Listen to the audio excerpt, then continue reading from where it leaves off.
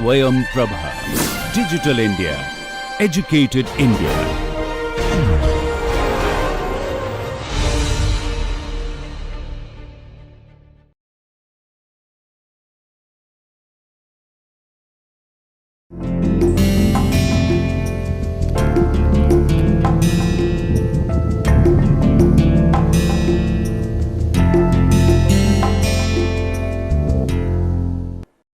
Good morning, everyone. Today we will discuss flow and heat transfer in a circular tube. Now, before we go for the solution, we have to give importance or emphasis to some issues. Those are very relevant for the heat transfer situation. One is we have to consider the thermally fully developed flow. Now, when heat transfer is taking place in a fully developed flow, the bulk mean temperature will keep on increasing. So, heat transfer between the surface and the fluid results in a condition that the fluid temperature must continue to change with X. One might wonder about existence of fully developed thermal conditions under such a situation. The situation is completely different from the hydrodynamic case, because in hydrodynamic case velocity boundary layers merge and then we get a profile for which we can say del u del x equal to 0. That means the profile does not change in the flow direction at all. This is a condition for fully developed flow.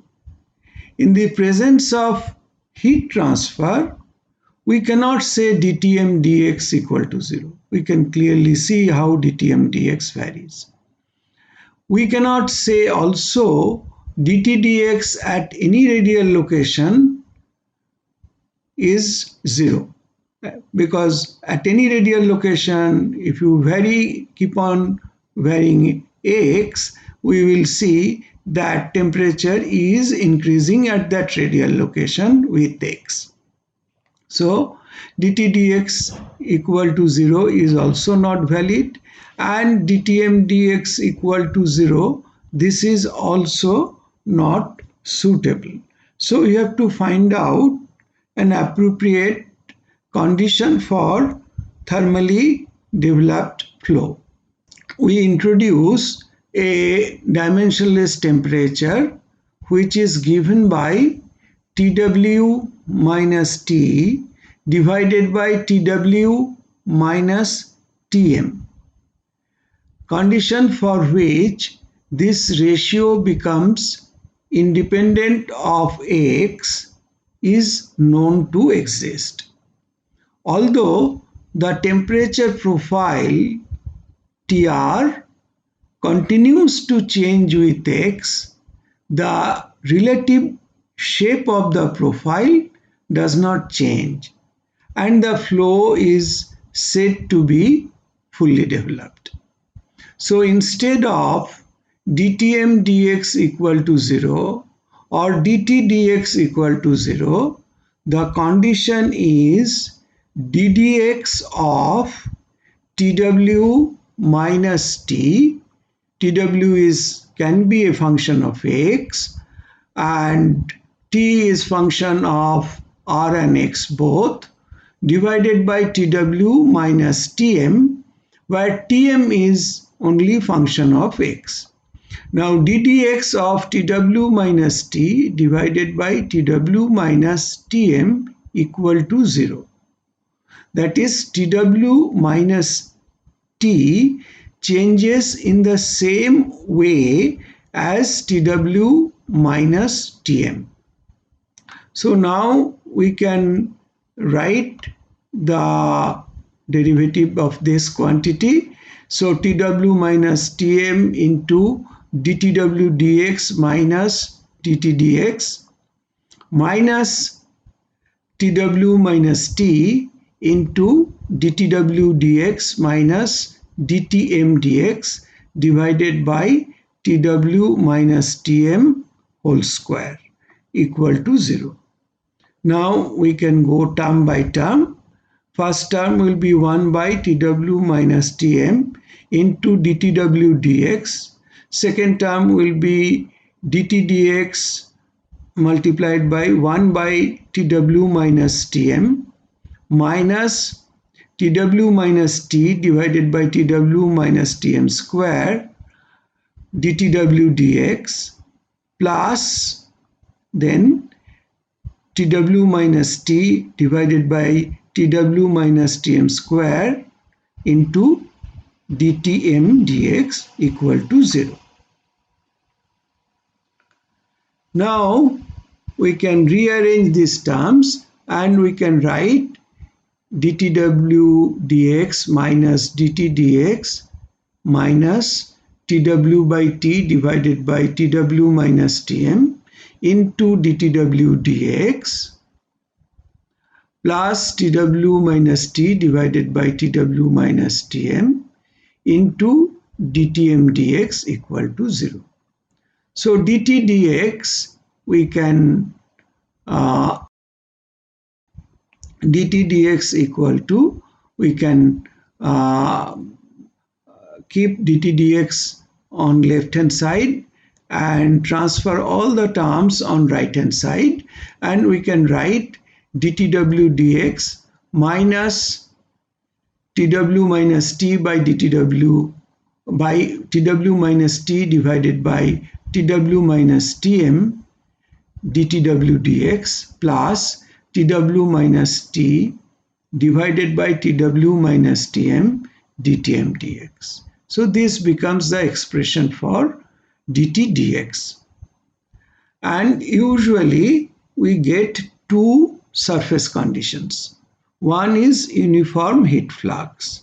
That heat flux from the tube or pipe surface to the fluid, that is constant, that doesn't vary with x, and uniform surface temperature, that is surface temperature remains constant, that doesn't vary with x.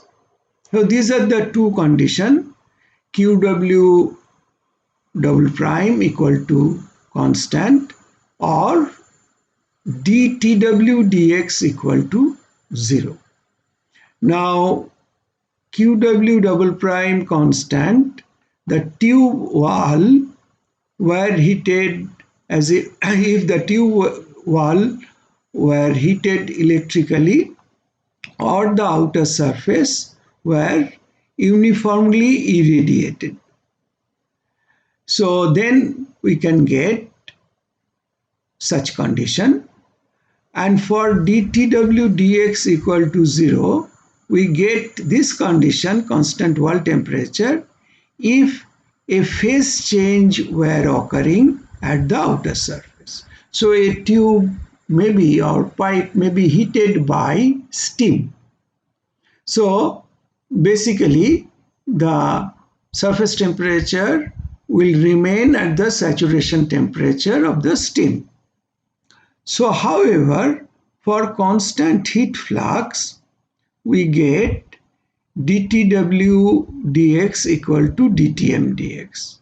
So constant heat flux, the way mean temperature, bulk mean temperature increases. We have already introduced the concept of bulk mean temperature in our last lecture. The way bulk mean temperature increases, the same way wall temperature increases. Then only same gradient between the wall and the fluid will be maintained. Thereby heat flux will remain same throughout at any x. So this is the condition for constant wall heat flux. Now if we invoke this condition into this expression for dt dx, probably we'll get something. Let us see. So if we invoke dtw dx equal to dtm dx, that means dtw dx equal to dtm dx, if we substitute in this expression, then we can see this on the right hand side, second term and third term, they will get cancelled out. So we'll get dt dx equal to dtw dx. dt dx fully developed is basically dtw dx or dtm dx, because dtw dx is dtm dx. So if we invoke dtm dx here, these two terms, second term and third term, will cancel out. We can write dt dx equal to dtw dx, and dtw dx is nothing but dtm dx. So final outcome will be dt dx equal to dtm dx. Substituting this condition, then for constant wall temperature, we are getting dt dx thermally fully developed equal to dtm dx thermally fully developed. We can again repeat how did we get that. Basically, constant wall temperature means dtw dx equal to dtm dx. The way bulk mean temperature is changing, same way basically wall temperature, sorry, this is constant wall heat flux condition. So for constant wall heat flux condition, extremely sorry, let me reiterate, for constant wall heat flux condition we are considering first. That means the way wall temperature is changing, the same way bulk mean temperature is changing, ensuring same gradient between wall temperature and bulk mean temperature throughout the x. So dtm, we can substitute dtw dx by dtm dx. Then second term and the third term will get cancelled out. We can write dt dx equal to dtw dx. But dtw dx under the condition of constant wall heat flux is basically dtm dx. So under the condition of constant wall heat flux, dt dx is dtm dx. So substituting this condition, that means for constant wall heat flux, we can write dt dx fully developed equal to dtm dx fully developed. Now constant surface temperature condition is Tw is not changing. That means dTw dx is 0. So here if we substitute dTw dx is 0, we will get dt dx equal to this. The second term will not be there. The first term on the right hand side will not be there. Second term on the right hand side will not be there. So dt dx will get Tw minus T divided by Tw minus Tm into dTm dx. That will be the condition for constant wall temperature. So condition for constant wall temperature is dt dx fully developed equal to Tw minus T divided by Tw minus Tm into dTm dx. Exactly what we said. This term and this term will be dropped. dt dx is equal to Tw minus T divided by Tw minus Tm into dTm dx. And this is the condition for constant wall temperature. So this is the condition for constant wall temperature. This is the condition for constant wall heat flux or uniform wall heat flux. And this is uniform wall temperature. Several important features of thermally developed flow may be inferred from the equation that we started with earlier, from this equation. Since non-dimensional temperature profile is independent of x. So what we are saying, this way, if we non-dimensionalize for fully developed flow, this will not change. Thereby we are saying this is the condition.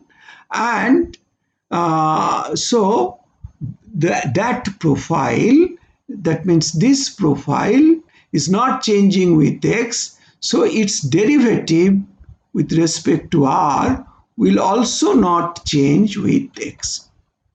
So we can say derivative of the profile with respect to r must also be independent of x. Evaluating this derivative at the tube surface, we can obtain dt dr Tw minus T divided by Tw minus Tm at R equal to R naught. So R equal to R naught means at the tube wall, and this will not change with x. So we can write then minus del T del R at R equal to R naught divided by Tw minus Tm is not a function of x. Again, we know that heat flux is given by K del T del R at R equal to 0 through Fourier's law, and then this is equal to H into Tw minus Tm.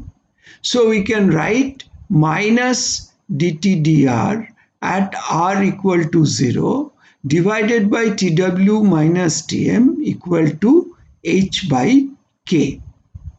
And from these two equations, we can say that for thermally fully developed flow, H by K ceases to be a function of x. Since K is a thermal conductivity of the fluid and we are assuming it is not changing, so H, that means heat transfer coefficient for thermally fully developed flow, will not change. This is the graphical representation. H, the heat transfer coefficient, changes in the developing section. But when the flow is thermally fully developed, it remains constant. Now we'll go for another consideration, that is energy balance in ducted flows. Because the flow in a tube is completely enclosed, an energy balance may be applied to determine how the mean temperature, that is bulk mean temperature, varies with position along the tube and how the total convective heat transfer is related to the difference in temperatures at the tube inlet, bulk mean temperature at the tube inlet and outlet. So if we consider basically the tube and a control volume, heat transfer is taking place from surface to the flowing fluid. Bulk mean temperature at the entry to this control volume is Tm. Pressure velocity conditions are P and V. M dot is the mass flow rate. Bulk mean temperature just after crossing this control volume is Tm plus dTm, and pressure and volume are PV plus dPV. Pressure into volume, specific volume into pressure. So PV plus dPV after crossing this control volume, which has weight dx. Now we can very clearly conclude from here that dq convective is equal to m dot d cv into tm, which is basically internal energy, plus pv. This is pressure into velocity. So in a way, this is, P by rho or PV, specific volume. For compressible flow, this dq convective equal to m dot d cv into tm plus pv. Again, this is internal energy and this is P by rho or P into specific volume. So dq convective is m dot d cvtm, and this P by rho or P into specific volume, we can, from the ideal gas, we can write R into Tm. This R is basically the specific gas constant. Or, we can from here write basically dq convective equal to m dot d cvtm, and R is given by Cp minus Cv. So Cp minus Cv into Tm. Again, we just gas constant, we substitute R by Cp minus Cv, we can write this. And from here, we can write dq convective is m dot Cp dTm. Now for incompressible flow, we can straight away write dq convective is m dot Cp dTm, since d of Pv equal to 0 and Cp equal to Cv. So incompressible flow, we can directly write m dot Cp dTm. And for compressible flow, we can see it is m dot Cp dTm. So flow is incompressible or compressible, doesn't matter. It is q convective is given by m dot Cp into dTm, means between inlet and outlet, it will be Tm at outlet minus Tm at inlet. This is the temperature rise because of total convective heat transfer. This is expression for dq convective. That means the heat transfer through this control volume, where dx is the segment we are getting from the tube surface. But then that is dq. If we take the entire tube, then we can integrate that. So dq convective for incompressible flow, right from here, we can write directly from this expression that we can put PV work is 0, and we know Cv and Cp are same for liquids. So we can write, basically dq convective equal to m dot Cp/Tm, and for compressible flow we have gotten dq convective equal to m dot Cp/Tm. So compressible or incompressible, dq convective is m dot Cp/Tm, and on the entire tube, then we integrate this between outlet and inlet, and we can write this dq convective as m dot Cp bulk mean temperature at the outlet minus bulk mean temperature at the inlet.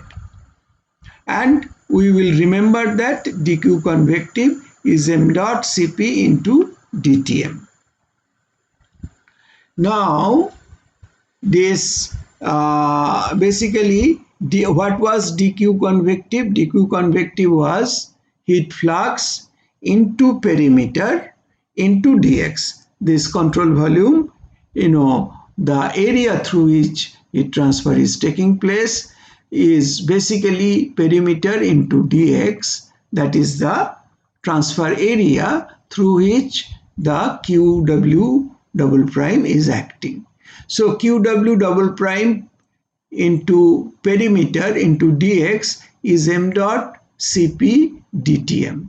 P is the surface perimeter equal to pi d. So from this relationship we can write dTm dx equal to QW double prime into P divided by m dot Cp.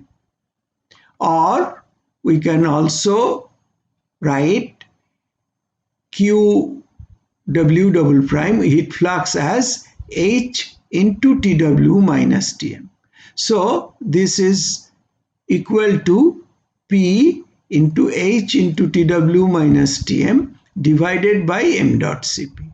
And we have put it under the box because we will make use of it later.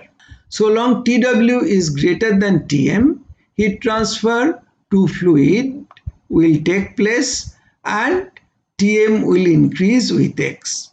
The manner in which this equation is varying, we require to take a note. As I said, we will be using this later again.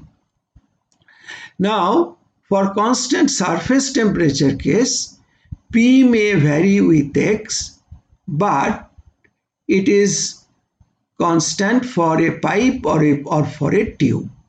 So, P by m dot Cp, this is constant. For a fully developed flow, H is constant, although it varies with X in the entrance region, that we have shown, but for a fully developed flow, H is constant.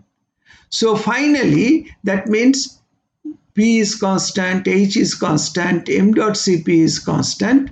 So TW is also constant for constant wall temperature.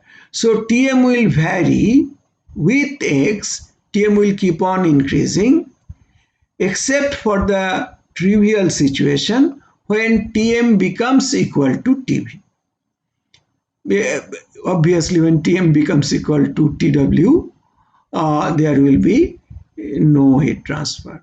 So finally, Tw also is constant. So P is constant, H is constant, for fully developed flow, m dot Cp constant, Tw constant. Tm will keep on increasing, but Tm will increase till it reaches a value Tw. So we can, this is a, typically the bulk mean temperature will rise. This is the wall temperature, and bulk mean temperature from inlet, it will keep on increasing and asymptotically reach Tw. When it reaches very close to Tw, heat transfer will not take place. On the other hand, constant wall heat flux case, the temperature variation of wall and temperature variation of bulk mean temperature from inlet to outlet will be different. And we have schematically shown it here. In the fully developed region, for constant wall heat flux, the difference between wall temperature and bulk mean temperature will remain invariant or will remain constant. Now, basically we can write Q heat flux QW double prime into perimeter into length for the total tube or total pipe m dot into Cp TMO minus TMI. So if QW double prime m dot Cp and the geometry are known, it is possible to calculate the fluid temperature rise. So we can otherwise also write dTm dx equal to QW double prime into P divided by m dot Cp. This we said earlier that this is the basic, bulk mean temperature and the heat flux, local heat flux relationship. So we'll make use of it again. Now if we integrate it, we can see Tm equal to Qw double prime into P divided by m dot Cp into x plus C1. At x equal to 0, Tm equal to Tmi. That means bulk mean temperature is bulk mean temperature at the inlet. So C becomes Tmi. So Tmx varies as Tmi, inlet bulk mean temperature, plus Qw double prime, heat flux, into P divided by m dot into Cp into x. And this is a linear variation we can see. We can see that variation of Tm with x for constant wall heat flux is, we have already discussed, will be basically, as it has been said, Tmi plus, it's a linear function and given by Qw double prime P by m dot Cp into x.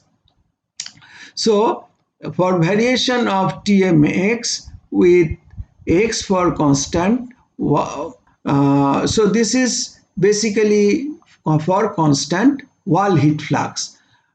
So let us about constant wall heat flux, let us conclude here that the governing equation, the way Tm varies, is given by Tm equal to Tmi plus Qw double prime into P divided by m dot Cp into x, and this varies linearly. Then we will find out similar mathematical relationship, that means variation of Tm with x for constant wall temperature case. For constant wall temperature case, we have given the nature of variation graphically, but we have not derived the equation as yet. We have derived the equation for constant or uniform wall heat flux case. There also the graphical variation we have shown, and this is the mathematical equation.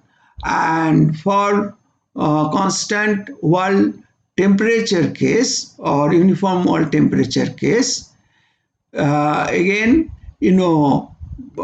P is constant, P by m dot Cp is constant. For fully developed flow, H is constant, although it varies with x in the entrance region. Tw is constant, so Tm will vary with x except for the trivial case of no heat transfer. This is a condition we have already discussed, but for constant wall temperature case we did not derive. This condition is correct, but we did not derive the mathematical relationship from this dTm dx equal to Qw double prime P by m dot Cp. So now we write this as P into H Tw minus Tm divided by m dot Cp, and we define delta T equal to Tw minus Tm. So we can write dTm dx equal to, if we say delta T equal to Tw minus Tm, this is minus d delta T dx equal to P into H, this is delta T divided by m dot Cp. So from inlet to outlet, that means delta Ti to delta To, if we integrate d delta T divided by delta T, we will get minus P by m dot Cp, integration 0 to L, inlet to outlet, pipe length wise it is 0 to L, H dx. So this will be given, this integration is given by ln delta T at the outlet, delta T at the inlet equal to P into L divided by m dot Cp into 1 by L into 0 to L h dx. We have taken 1 L here, 1 L goes to denominator, 0 to L, because this will give the average heat transfer coefficient. It will be divided by the tube length. So delta ln delta T naught by delta Ti equal to PL divided by m dot Cp, and this is average heat transfer coefficient based on the tube length. So delta T0 by delta Ti, delta T outlet, delta To by delta Ti, sorry, it's not 0, this is outlet of the tube, delta To by delta Ti equal to Tw minus Tmo, that is Tw minus bulk mean temperature at the outlet, divided by Tw minus bulk mean temperature at the inlet, equal to exponential minus P into L divided by m dot Cp into average heat transfer coefficient based on the tube length. Had we integrated from the tube inlet to some axial position x within the tube, we would have obtained the similar but more general expression. That means up to any x, we can give a general expression. So that expression will be Tw minus, instead of Tmo, Tmx divided by Tw minus Tmi. So that is exponential P minus P, instead of L, it will be the length from the inlet, P into X divided by m dot Cp, and average heat transfer coefficient based on the average over the length x, over the distance x. So H bar is now the average value of H from the inlet to the distance x. The result suggests that temperature difference Tw minus Tm decays exponentially, also clear from the figure we have seen earlier. That means clear from this variation. So,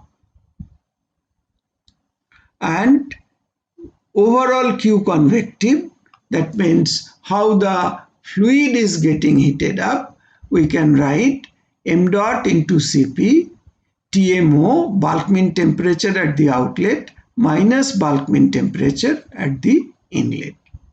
So Q convective, we can also write m dot into Cp, bulk mean temperature at the inlet minus bulk mean temperature as the outlet. We can rearrange them, Tw minus Tmi minus Tw minus Tm. So from here we can write that Q convective is m dot into Cp into delta Ti, that means difference between bulk mean temperature and wall temperature at the inlet, minus delta To, that means difference between wall temperature and bulk mean temperature at the outlet. On the other hand, we have already seen that ln delta To by delta Ti is given by minus PL divided by m dot Cp into HL. So Q convective, then we can write as HL bar PL delta To minus delta Ti divided by ln delta To by delta Ti. So this is average heat transfer coefficient into the area of the wall, total area of the wall, into delta Tm. This delta TLM is basically log mean temperature difference. This is a form of Newton's law of cooling for the entire tube. Delta T Lm is the appropriate average of temperature difference for the entire tube. The log nature of this average temperature difference, in contrast to arithmetic mean temperature difference of the form delta Tm equal to delta Ti plus delta To by 2. Instead of that, we are getting delta log mean temperature difference, which is given by delta To minus delta Ti divided by ln delta To by delta Ti. This is area, this is heat transfer coefficient, and this is entire term delta To minus delta Ti divided by ln delta To by delta Ti is log mean temperature difference. And this is due to exponential nature of the curve of the bulk mean temperature in case variation in case of constant wall temperature. But in case of constant wall heat flux, nature is linear. And in case of constant wall temperature, variation is this. And constant wall heat flux, uniform wall heat flux, it is linear. So with this background, now we try to find out solutions for few important cases. So the problem of laminar flow in a circular tube has been treated theoretically, and the results have been derived to express convection coefficients. We wish to calculate heat transfer under hydrodynamically and thermally fully developed condition. At any point in the tube, the boundary layer approximations may be applied. So, what we do, we consider a case where fluid is flowing through a tube and the heating is done in such a way that constant or uniform wall heat flux condition prevails. Flow is hydrodynamically fully developed and thermally fully developed. So heat transfer through a circular tube for hydrodynamically developed and thermally developed flow with uniform wall heat flux condition.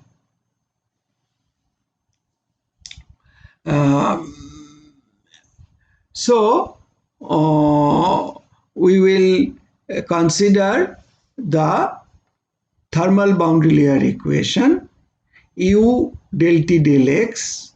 U is the flow direction velocity. V del T del R equal to alpha by R del R R dt dr. This is in a tube geometry. Basically, if we try to derive the thermal boundary layer equation in cylindrical polar coordinate system, we will get this as governing equation. And the Poiseuille flow equation, which we have already handled, will be the velocity boundary layer equation, and solution of the Poiseuille flow is known. Solution means U and V velocity distribution at the fully developed section. So, when the flow is fully developed within the tube, only one component of velocity is non-trivial, that is u component, and we got the solution. U is a function of r. U by um is given by twice into 1 minus r by r naught square, or we can write ur equal to twice into 1 minus r by r naught square. V is 0 and del u del x is 0 because flow is fully developed. Now, if we invoke these conditions here, we can substitute 2u by twice 1 minus r by r naught square. Then thermally fully developed flow, we have already determined for constant wall heat flux or uniform wall heat flux. For thermally fully developed flow, we can write dt dx as dtm dx. This we have also done. Just we have completed that exercise. V equal to 0. So this entire term is dropped. Alpha thermal diffusivity by R del T del R del T del R. Sorry, thermal diffusivity by R del R of R del T del R. Now, at a given x, dt dx equal to dtm dx, that is the condition for thermally fully developed flow. We are solving for t at any x with respect to r. At a given x, dtm dx is known.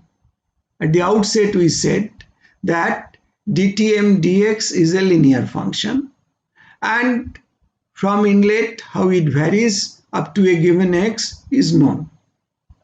So we can say that any x dtm dx is known. T becomes function of r only. So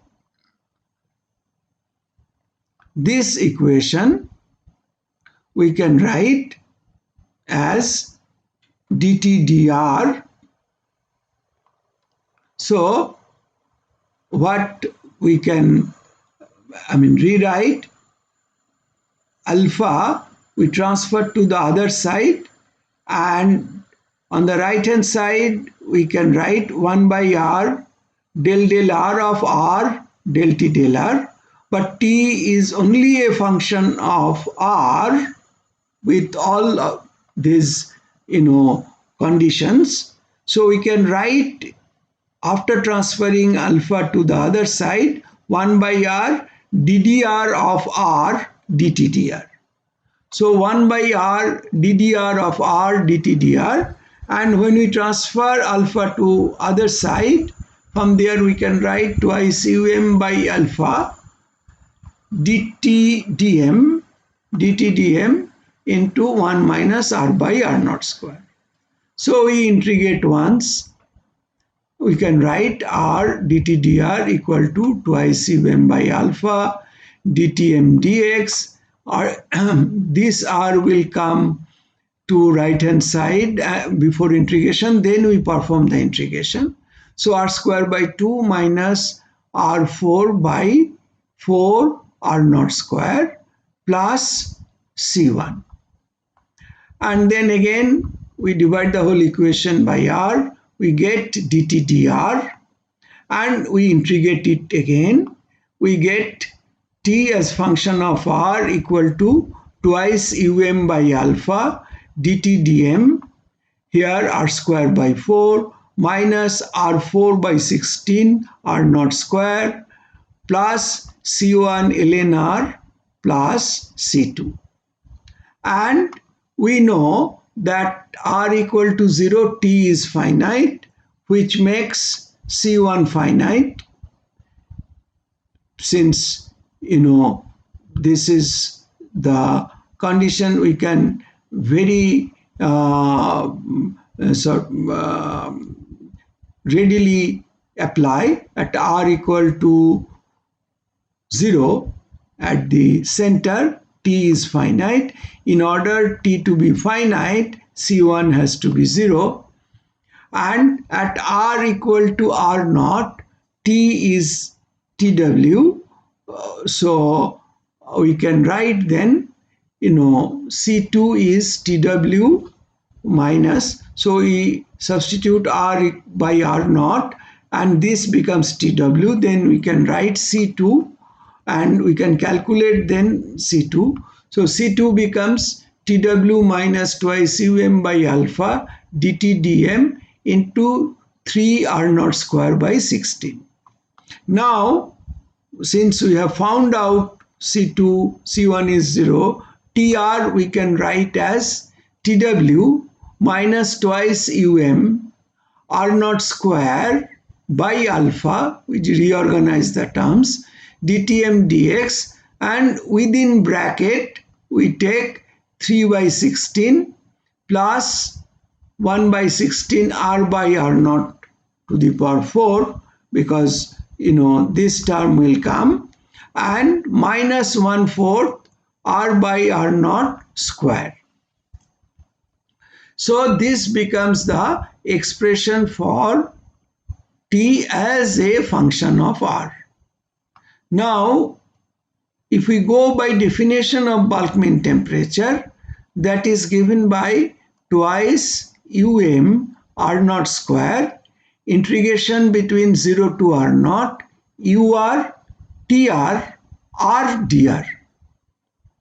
So Tm is given by integration 0 to r naught, ur, tr, r dr, divided by, also we can write 0 to r naught, ur, r dr.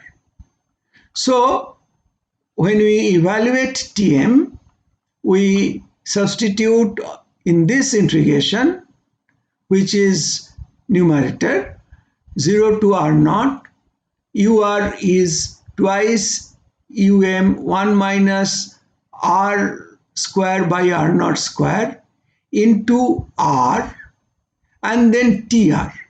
So tr we take from here, this expression, but before inserting here, we do a substitution. In this substitution, what we do, twice r naught square by alpha, this dtm dx, if we recall, if we have mentioned it earlier, that many places we will substitute this relationship. dtm dx is qw double prime, heat flux at the wall, into P perimeter divided by m dot Cp. And then if we write all the terms like thermal diffusivity, if we express in terms of alpha is basically K by rho Cp, and perimeter is expressed twice pi r naught, and mass flow rate, if we write as average velocity into flow area into rho, then we finally get an expression which is 4 qw double prime r naught by k. So this entire term will be substituted by this, and which has a minus sign. So this minus this quantity we will bring here within the bracket. When we are bringing here TW minus this quantity is minus 4 QW double prime R naught by K, we only retain QW double prime R naught by K here.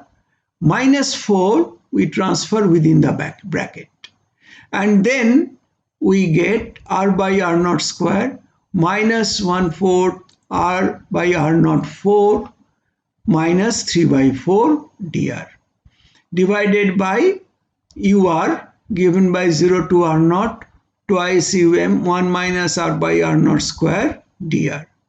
If we perform this integration and then we simplify this equation, which is readily doable.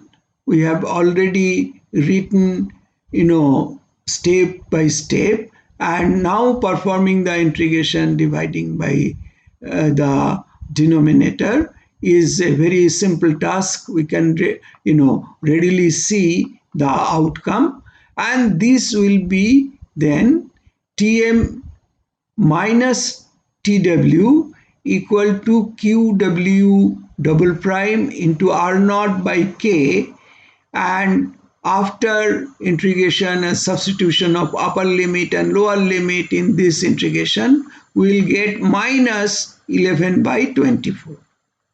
So we arrive at a situation when we can write bulk mean temperature minus Tw for this case is given by Qw double prime R naught by K into minus 11 by 24. And what is Qw double prime? This is H into Tw minus Tm, heat flux, which is minus K dt dr at R equal to 0. So from this expression, which we got earlier, Tm minus Tw or Tw minus Tm is given by Qw prime R naught by K into minus 11 by 24. Now Qw can be substituted by H Tw minus Tm. So Qw by Tw minus Tm into twice R naught by Kf will then produce, so Qw by Tw minus Tm, that will be H, into twice R naught, we multiply it by 2, divided by Kf, this K is thermal conductivity of the fluid, is then basically 2 times 24 by 11. Just,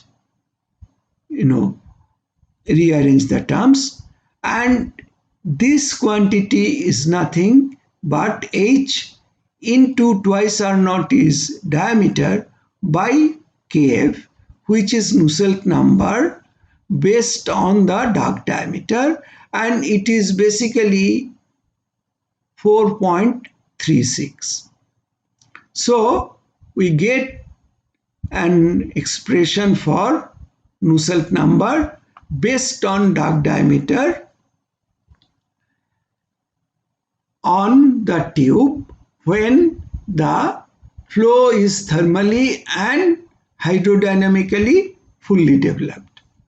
So for